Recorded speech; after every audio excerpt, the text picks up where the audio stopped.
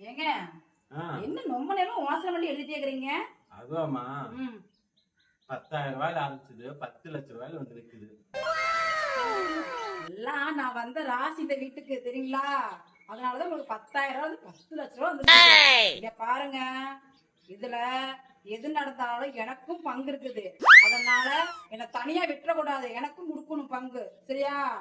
சரி சரி, இந்த 10 லட்சம் ரூபாயில உனக்கு 5 லட்சம் எனக்கு 5 லட்சம். உன் சம்பளத்துல இருந்து நீ கட்டிக்கோ, என் சம்பளத்துல இருந்து நான் கட்டிக்கோ. என்ன கடனா? ஆமா, முன்ன 10,000 ரூபாய் நான் வந்து 10 லட்சம் ரூபாய் பாருங்க, இதுக்கு எனக்கு சம்பந்தமே கிடையாது. சரியா? இந்த கடனே எனக்கு சம்பந்தம். இப்ப வந்தவ. சரியா? எனக்குலாம் சம்பந்தமே கிடையாது. ஃபிளாஷ்பேக். நீங்க தான் கட்டிக்கணும். அடே அப்பா, எங்க அப்பா உலகத்துல தோசையை திரி போட்டு பாத்திருக்கேன், இப்ப இட்லியவே திரி போடுறாளே.